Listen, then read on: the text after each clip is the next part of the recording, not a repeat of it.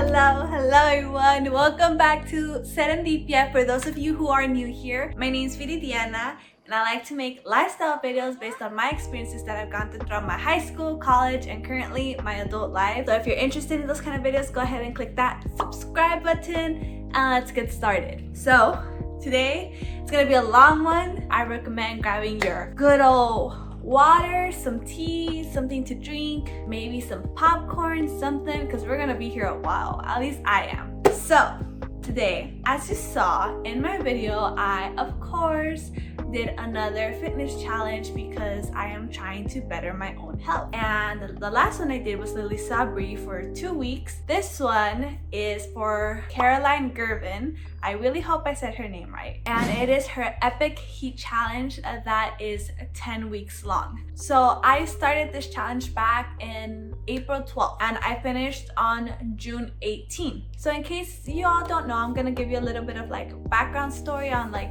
this challenge. So like I said, this is an Epic Heat Challenge from Caroline Girvan, a fitness influencer, I guess you would say. She has most of her workouts on YouTube. I'm pretty sure she has a lot of other stuff on Instagram. I personally don't follow her on Instagram. I'm sorry, Caroline. But I've been doing her workouts on and off. And this was the first time I've ever done a challenge from Caroline. And this is the first time I've ever done a 10-week challenge. The longest I've done it was for 4 weeks. So I'm very, very surprised and very impressed with myself for keeping up with the 10 weeks because normally I get bored. But Caroline, you do not disappoint. You kept me entertained all the way till the very end. The way this video is going to be formatted, I wanted to give a little bit about my weight loss kind of strength journey that I will get into a little bit more. I wanted to give the pros of this challenge, the cons of this challenge. I wanted to talk a little bit about food and nutrition as to like how I approached it. I want to talk about any physical and mental struggles that I had throughout the challenge. Obviously my results and then my next steps. So just to preface all of this, I'm not a nutritionist. I'm not certified to give any nutrition advice. I'm not certified to give any training advice. I'm not a physical trainer? No.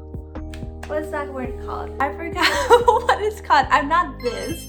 This is just my experience. This is what I've gone through, and this is me talking with like a doctor in my own health, and this applies to me. With that said, let's go ahead and move on to the first. And oh my god, it's already been 7 minutes of recording and I still haven't even gotten to the start of the video. Here we go. So starting it off, there was this point in time where, like I mentioned, I weighed my heaviest, that I was laying down on my belly and my lungs were just hurting. Like I felt like I could not breathe.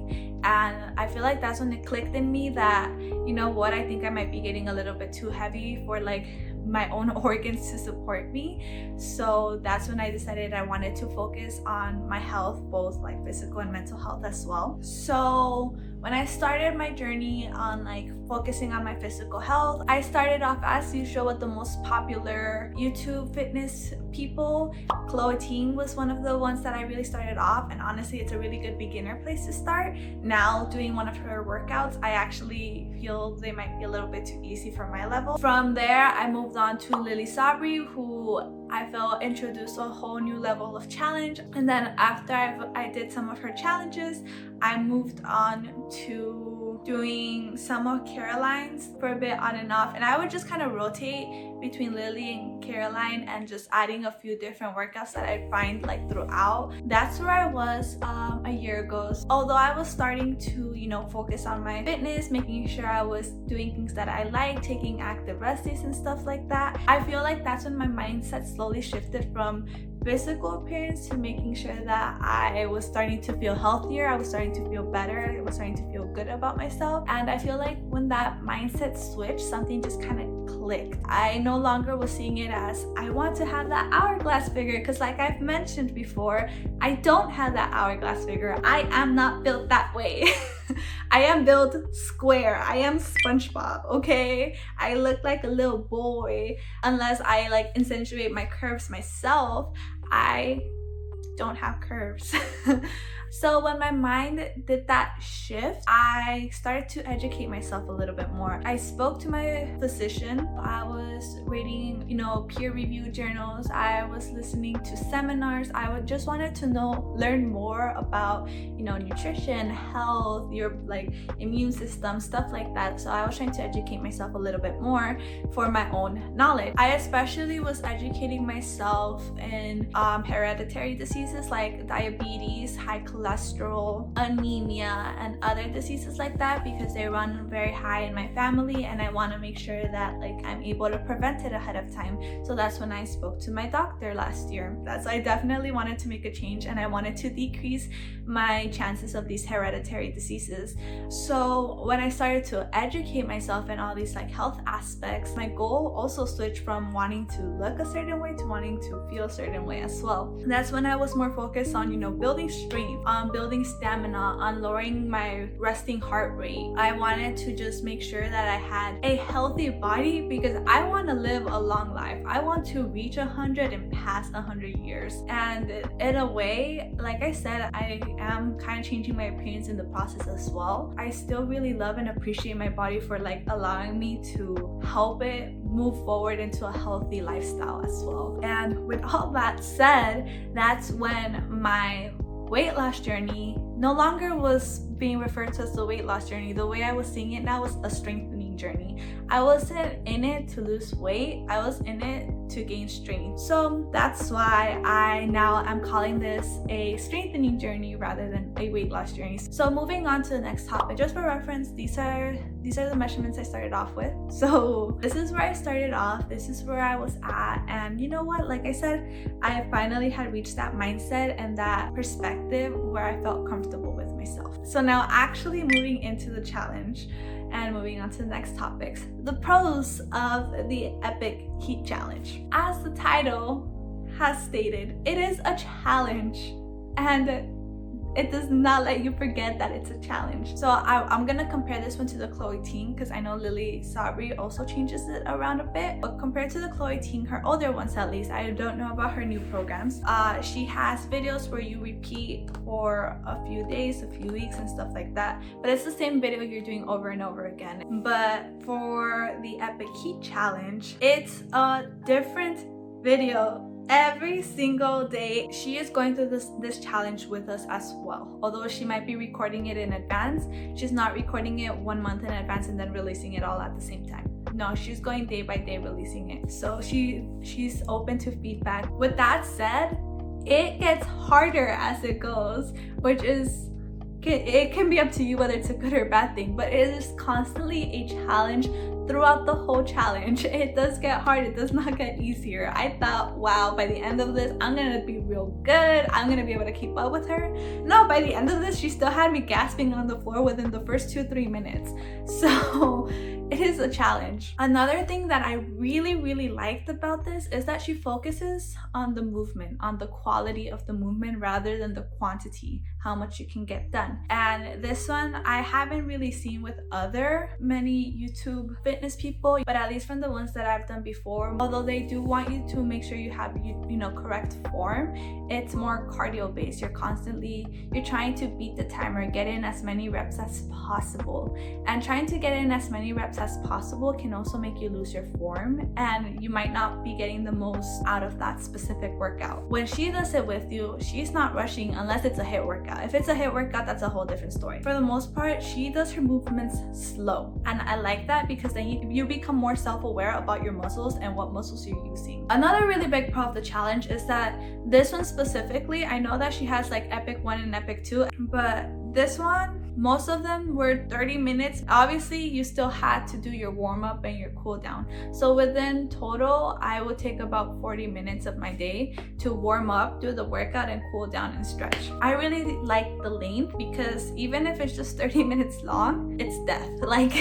My muscles, man, they hurt so bad at the end of it every time. Oh, the HIIT workouts killed me every single time. So 30 minutes is honestly all you need for her to completely just trample you over. So I really like the length of it. I feel like anything over 30 minutes might have just been too much for me, and again, I just really like that it fit into my schedule because of the length of the workouts. My favorite part of this was that there was days dedicated to specific muscle groups. And I feel like, again, a lot of fitness YouTubers forget about other muscle groups. Their focus are abs, cardio, and butt. Not everyone, I will tell you this, not everyone, and a lot of people are slowly starting to move to upper body. And I remember that's one of the reasons why Lily was such a big thing for me, because she was one of the first fitness YouTubers that I saw that really included arms. And then I met Caroline, and I really appreciate she dedicates days for different muscle groups. Mondays would be leg days or lower body. Tuesdays would be upper body, or it'll focus on biceps and triceps or biceps and chest. And then you had your full body workouts, and then you had your dedicated Sunday HIIT workouts, which I moved to Friday or Thursday, because a Sunday was really hard for me to work out. So it definitely was focused into different muscle groups, and because of that, I feel like I definitely focus on activating my different muscle groups, especially with my arms. I can definitely feel when I was using my biceps. I can feel when I'm using my triceps, when I'm using my shoulders, when I'm using my delts, all those stuff. I was starting to actually feel those muscles activating. So I really appreciated that there were just days dedicated to specific muscles. That's what I like, that it wasn't your usual, let's get abs. In fact, we did not do a day of abs. If anything, during the full body workout, she briefly touched abs. But with that said, my abs were still sore consistently throughout the whole week, because that's something that I noticed with her workouts, is that you don't need to dedicate a day of abs to strengthen your abs, because if you're doing your other workouts correctly, you're activating your abs the whole time. So yeah, I was still getting a very good ab workout, and as you will see in the results, my belly, you could still see a little bit more ab definition. I really like that setup. Caroline, good job. If you're watching this, which I don't know if you would, good job. Really like your setup. So yeah, that was a lot of pros. So let's go ahead and move on to the cons of this challenge. Just to make it fair, I did try to critically analyze what is it that I didn't like, but I genuinely did not come up with too many things, because it was more of a personal, what I needed to improve within myself rather than the program. So one of the actual cons that I found throughout this challenge was that there wasn't really any modification moves that she showed. There was a few, very little, for those that were actually, they were really hard, but there wasn't many modification forms that you could do, or especially this one push-up workout that was literally all push-ups. Girl, I can barely do a push-up, and you're telling me I gotta do all these other type of push-ups? Oh no. But yeah, that's the only con that I could actually think of. I feel like it's because it's more of an advanced challenge. I definitely do feel like this may not be completely for beginners, but I would recommend her Epic challenge first, the first one she released. That one's more beginner friendly. Another con, but not really, you can definitely do these workouts without equipment, but for this challenge, equipment is recommended. So the equipment she uses is a chair, a yoga block, weights, and sometimes a resistance band and a yoga mat. I didn't have very heavy weights because I had just gotten into getting weights, so I feel like for my legs I definitely could have done more weights. Eventually I bought 5-pound weight because I noticed that my arms were getting used to the weights I had as well, and I never had the yoga block, but I still was able to get through it. However, I feel like with the yoga block it would have been a little bit more challenging, just like how it was with the weights and the chair and all of the other stuff. So you can definitely do it without equipment, but that is a con, is that you get more out of it with the equipment. Those are the pros and the cons of this challenge. So moving on to the food and nutrition aspect of this video. Again, I want to emphasize I am not a nutritionist.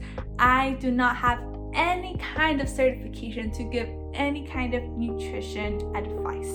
So please go speak to an actual nutritionist if you want more information. This is just stuff that I realized were helping me, and everyone's body is different. So at the start of this challenge, I started off with the same diet I've had for a while now. I'm eating my vegetables, I'm eating my fruits, I'm eating my meat. We would still go eat out, have Jack, have In-N-Out, have Wingstop, because girl, I am not gonna leave those Wingstop fries. That's my guilty pleasure. So we still definitely ate out, and we still had chips, and we still had candy, and we still had alcohol and stuff like that. So my diet still hadn't changed. I just, was making sure I was like feeding myself correctly at this point. So during that time that, like I said, I was educating myself, I was still like trying to educate myself in nutrition as well, because I did notice that although, I was gaining strength and getting stamina, I still felt really tired, and I would use pre-workout to get through my workouts. So around week 3, week 4, that's when there was starting to be a shift in my diet. I tried to shift into a healthier diet, actually, minimize the amount of carbs. I'm not saying I cut out carbs, because again, I know that carbs are good for you. I just made sure that I was eating not processed carbs. I was trying to eat less processed food, is what I'm trying to say. I increased the amount of vegetables in our diet, and by our, I mean like my partner in my diet, because I am the one that cooks in this house, and made sure we were eating leaner protein and stuff like that as well. I also tried to minimize the amount of times we would go out and eat on the weekends. So I definitely was going more into a cleaner diet at this point, but I still, again, had my ice cream, I still had cookies, but this time around it was more and more with moderation. And it wasn't me restricting myself either, it was me realizing fruits, vegetables, wow, this is increasing my energy. Candy, alcohol, chips, this is making me feel terrible. And I always knew that junk food makes you feel worse. I don't know why I still went for it. So realizing that this is really helping me out in this very intense challenge, I started to increase that. So around this time, week 3 and week 4, the reason why my diet was also changing was because my partner, he was also working out, but at this time he also realized, we're not gonna see any difference, we're not gonna feel any better if we don't eat good. So he also wanted to switch his diet, which is why it was much easier for both of us to eat healthier, because at this point it wasn't only me focusing on trying to sneak in healthier food, but now openly saying, okay, let's eat less of this and more of this. We still eat out quite a bit, which we're trying to work on, but slowly but surely, again, like I mentioned, trying to implement way too many habits at the same time can be overwhelming, and that's how you can fall off track. Right now, currently, that it is well after this challenge has passed, we still continue to hold this diet, and it is healthy and it is good and we like it, and our food does not taste bland or boring, or we eat the same thing every day. We just make sure we eat what we need to eat. Around week 5, midweek of the challenge, my partner got a scale and I weighed myself for the first time in a while. So again, trigger warning, here are more numbers, but at that moment that I weighed myself, I weighed 167.2 pounds, and this is a smart scale, so it also showed me body fat and a bunch of other stuff. I was at 31.5% body fat, and you know what, although I was kind of shocked at how much I weighed, I realized a lot of it was muscle. It was 104 pounds of muscle, something like that. I realized that it no longer was oh my god, I need to lose weight. It was more wow, that's really interesting to see where I'm at. I really was scared to weigh myself because I felt it was going to affect my mindset, but I feel as I've grown, my mental health has grown and strengthened as well. Here's another trigger warning.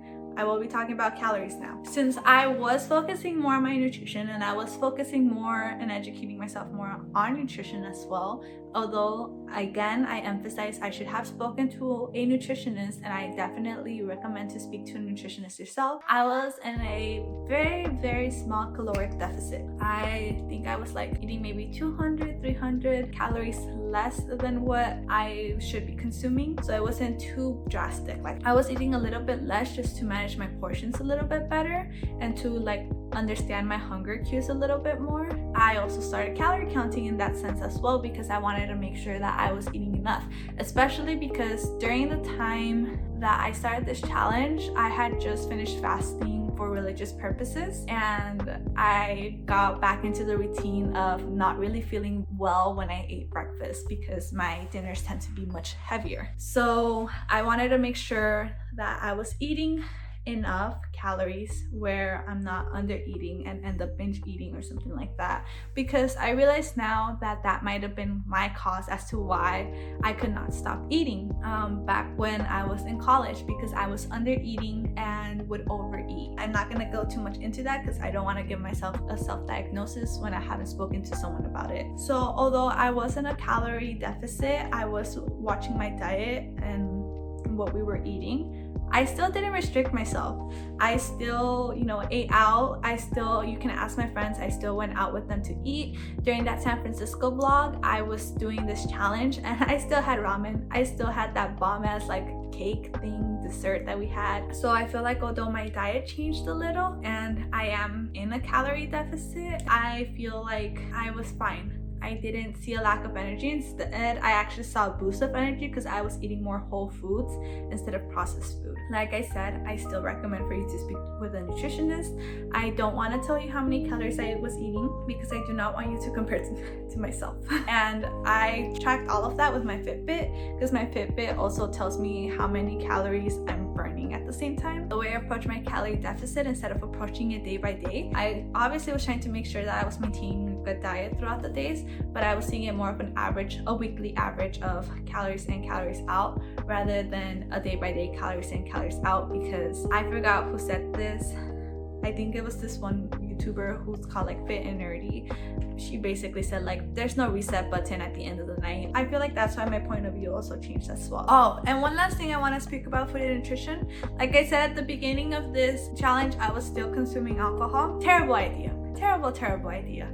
Oh my god, there was one day that we did drink quite a bit, and the reason why I'm doing the recap today on Monday instead of yesterday on Sunday is because I thought I was going to work out yesterday, and I had a few drinks the night before and I was just not feeling well. I woke up really hungover and just tired and exhausted. Do not recommend drinking while doing challenges like this. It really fucks you up. I had quite a few drinks with my partner at home, and the next day I woke up extremely hungover. Next day was my HIIT workout. I did not do it. So alcohol and a very strong challenge, a very strong fitness regime do not mix well at all. But yeah, so that's kind of what I had to say on food and nutrition. So my diet did change, but within my diet I learned how to feed myself a little bit more properly, what foods give me more energy. I learned portions to feed myself, the actual portions I should be using. I learned a lot of cooking. I tried out HelloFresh. So if you ever want a video review on HelloFresh, let me know. This is not sponsored at all. I was just very curious because I kept seeing it pop up, and it finally got to me. But yeah, it was a good thing that my diet changed, that I focused on nutrition as well during this challenge, because I feel it is taking me to that healthier lifestyle that I wanted to achieve in the first place. Moving on to the next topic, because I am gonna hate myself when I'm editing this video. Physical and mental struggles. Just like anything in life, there will be struggles, whether they're physical or mental. And I had both during the time. So, like I said, very early on in the challenge, I experienced a lot of body fatigue. And that was because I was not resting. That was because I was still pushing myself to do different stuff, and I needed to rest. Especially when I was drinking alcohol and eating unhealthy and not taking my rest days like I was supposed to. Of course, after all of that, I was gonna be tired. That was definitely a physical struggle, but I eventually learned that, we can rest if we need to. So that's something, definitely listen to your body cues, that you can actually do the workouts without hurting or injuring yourself later on in the future. A mental struggle that I had was feeling defeated or feeling down when I didn't complete a workout or when I didn't have a good workout. Today was just disastrous. I had to pause a lot, and it was really hard for my self-esteem because I was doing so good, and then next thing you know, I 5 minutes in and I'm out of breath, I'm dying, I'm pausing the video, and there was times where I was just letting it run because I couldn't keep up, and it was hard. It was really hard. Today was just another brutal day, another really brutal HIIT workout day. I stopped halfway through. I did not finish it. Going into the workout, I was already feeling really tired. I didn't make it through. My head was just aching really bad. I'm trying not to feel a little bit disappointed in myself because I didn't finish it. I don't remember who said this. Someone had said that giving up is when you stop, when you completely stop and don't go back to it. But if you go back to it, that doesn't mean you gave up. That means you just took a break instead. And that's the way I saw it eventually. After a bit, I realized like, okay, I'm sad that I didn't do it, but I'm not giving up on the challenge. I'm just giving myself a break because I very much need it. And that's how I approached it instead. Another mental struggle was having the will to stay committed, especially on the weekends. Like I said, I ended up having to rearrange it because doing my workouts on Sunday was not it. So it was very hard to do these on the weekends. I think there was ones where I didn't do Caroline's workout. I did a random workout with my partner because he was working out on Sunday too. And then we went to go play basketball. And I'm like, I'm gonna count this as part of the challenge because I was still very much active. My heart rate was still very up. It was a Sunday, so it would have been a HIIT workout anyway. But it was hard at the beginning to stay committed. Eventually, like I realized like, wow, I feel real good. I'm starting to see like, once I start to see improvements, I'm just like, I want to keep going. And now like with this much momentum that I have going, I want to keep going still. So at first it might be hard, but that's just like with any other habit you build. It will definitely be hard the first few times that you do it. Eventually it starts getting easier and you start getting used to the routine. Okay, so I feel like there's better lighting now because the sun finally came out. Overall, I wanted to give y'all just like my quick view on just the challenge itself. I truly enjoyed this challenge. By far has been one of my favorite challenges that I've done related to fitness. I feel like it just taught me so much, and I feel like it helped me grow very much physically and as well as mentally and even emotionally. It was entertaining. I felt motivated every time. I did have my lows, but it was a really good workout. I would 10 out of 10 recommend this to anyone who wants to try it.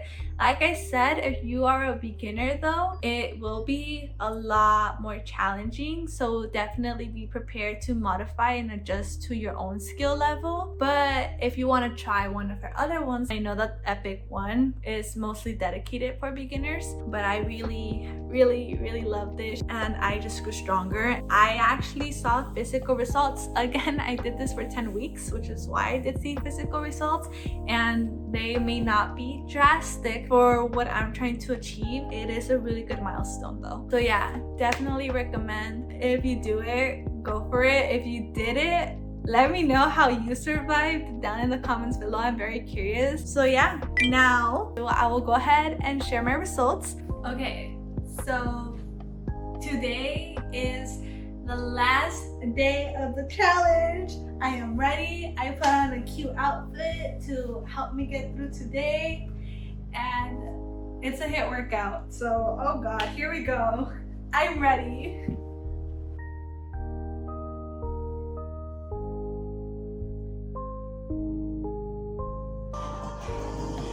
We did it. I did it. I'm done. Hold on, time out. I'm done. I'm done. I'm so happy to be done. That was probably the hardest one yet. I fought through it. I feel sweaty. It just happens to be my birthday today too. And I don't know, I feel like it was just meant to be for me to like finish it on my birthday. And it just feels wonderful. This is the gift to myself. I was able to commit, and I feel like I could do a lot more too now. So I'm very proud of myself. So, drum roll!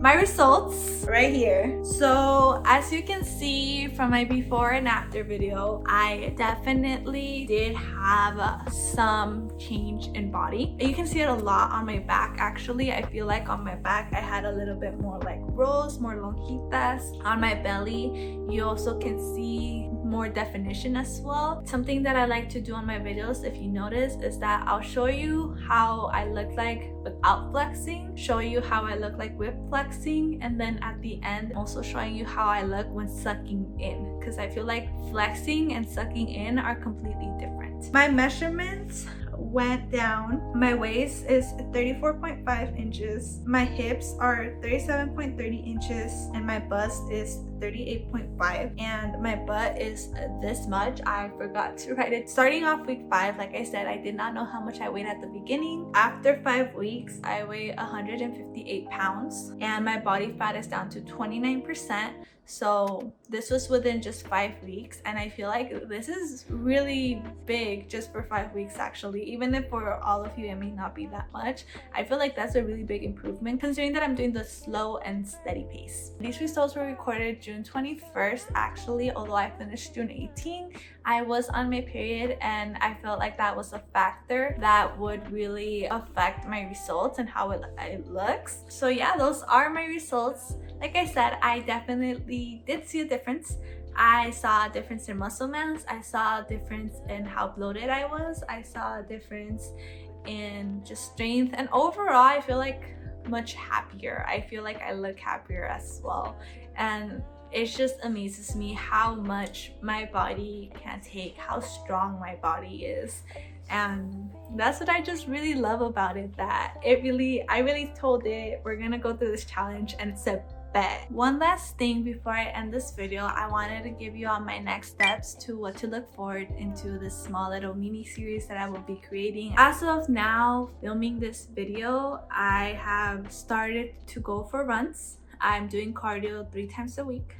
Just because I want to build up my stamina and endurance, and I'm doing home workouts twice a week, and I'm only doing this 2 weeks. This is the last week I'm doing this. While you're watching this video, I probably have already started going to the gym, and I will be going hopefully 2 to 3 times a week, and focus on lifting weights is my main priority. I feel like Caroline definitely gave me that courage and motivation to lift weights. I really want to see how my body will continue if I give it more opportunity for growth. So that will be my next step. I will probably update you all, hopefully if I don't forget, in fall, and let you all know where I'm in my progress and give you all updates. But thank you all so much for sitting through this very long video. Thank you all for watching me and seeing where I start. I'm very excited to continue this journey, but I'm gonna take it day by day and see where I'm at. Yeah, thank you all for watching. I will see you all next time. Bye bye. Oh, like, comment, subscribe. If I trip with you, together there is nothing that we cannot do. Yeah, you'll trip with me if